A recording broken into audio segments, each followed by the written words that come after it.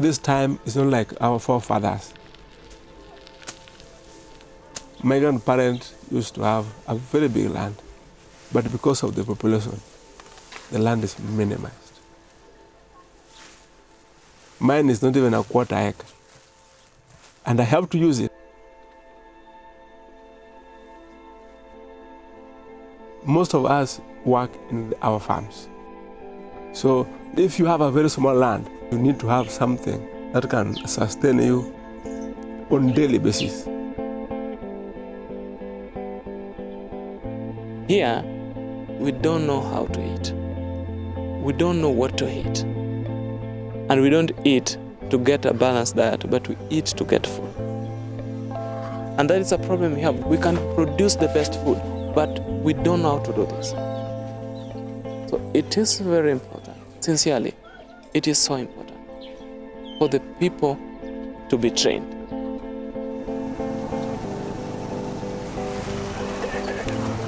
DIG's biggest effort is to provide food security and nutrition.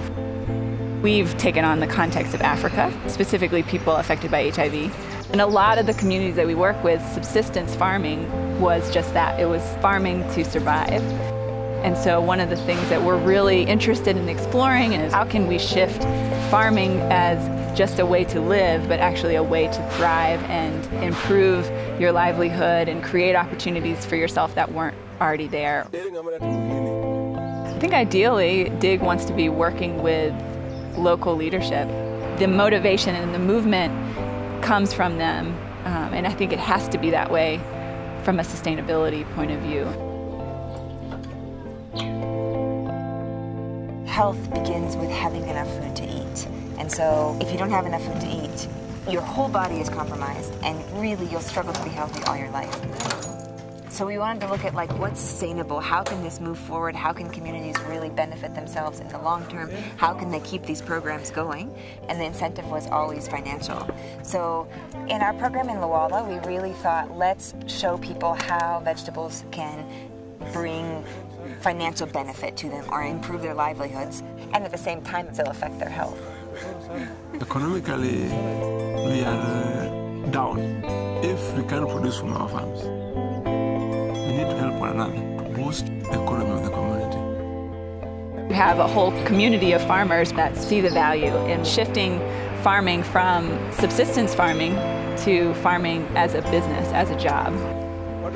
And it's exciting to explore that, because I think if we can prove ourselves successful, and we are, you're tapping into a huge, huge need within the context of most of the continent of Africa.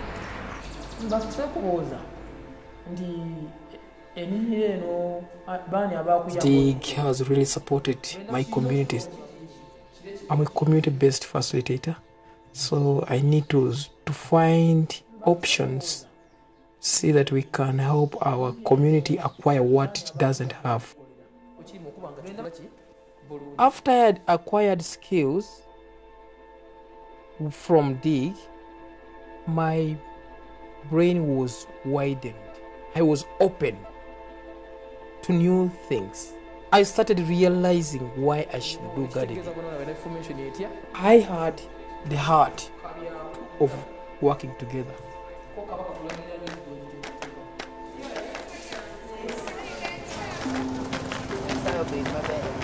The community has to come to us for this work. We're not making them do it. They're interested and they're coming to us. And the simple actions, when you have a motivated community of people behind them, can move mountains. The 3 different projects we're doing this year kind of show the growth and development and expansion of our work. In Rongo, we're training farmer groups in just the basic principles of organic gardening. Just getting farmers to start producing vegetables, to start thinking that vegetables can be a source of income for them, and just learn fundamentals of producing vegetables in a more organized way. That program represents our foundational approach. So then the next step from that, which is what we're growing with in Luala, take this another step and really look at how can we go from a very small amount of income to a substantial amount of income that can affect the family. Taking one person who never grew anything to taking them to having a vegetable garden, to taking them to producing like vegetables for the market. It's a very exciting process to watch. 10 years from now, they're going to supply more and more even if DIG is not here. So we are seeing sustainability in that. We are going to have a community that supplies other communities because they're going to have what is called production in surplus through producer groups. So as we have this trajectory from the small home garden to the producer group, you see people develop and take it forward. And in the schools program is sort of an incorporation of all of these things. How can agricultural training improve education? The schools in this area are extremely underperforming and they have very limited resources. So we're doing permaculture in the schools, and it's more strategic, more holistic than a simple vegetable garden. Puna has really changed. The schools are really learning the techniques of planting. They promised me that whatever we done there, they are going to take back home and practice it there at home. So it is something which is spreading. Remember, we want you to plant how many trees? 1. Along the fence here, I want you to have 1 tree. I will be going around checking for that tree. We're looking at substantial income generation to impact the schools, to provide scholarships, to provide uniforms, to provide notebooks, and really to be able to reach needy students with income. And at the same time, the amount of food production that's going to be there is going to be food for students.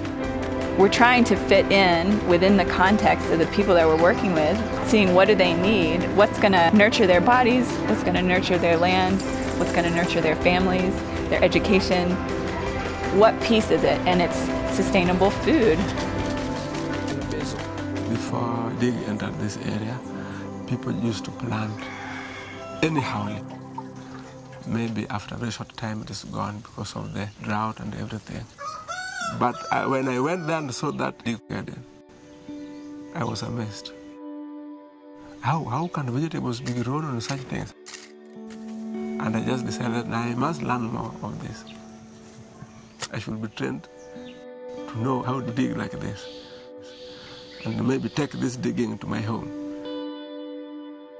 From what we learned from DIG, our goal was to create gardens among our families. We saw a very great difference. All plants were beautiful. It was so amazing. And everyone said, "Oh, how do you manage to make it? How do you make it?" I said, "Yeah, this is how we do it. Come." So they came, join us, they joined us. We reached an extent that we were the trainers. Ugandans training Ugandans. Everyone was HIV positive. They start restoring back a very healthy life. These people depend on agriculture. Everything here depends on agriculture. And you could have so much impact with such small agricultural interventions. And people feel it. When they produce enough food to feed their family, they feel it. And they're just so excited about it because they're farmers.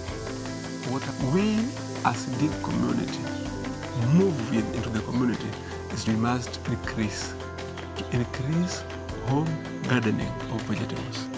It's our duty. It's our responsibility.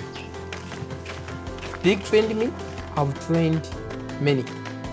This can change the community. I see their change. Their lifestyle changing, practically. If you'll walk into these homes and see how they're staying, you'll want to do more of this. It is passion to change the people and they stay there. To change the people to live healthy. To change the people to get a living. They say they don't have the peace, they don't have the skill. Let us give them and let us change their life.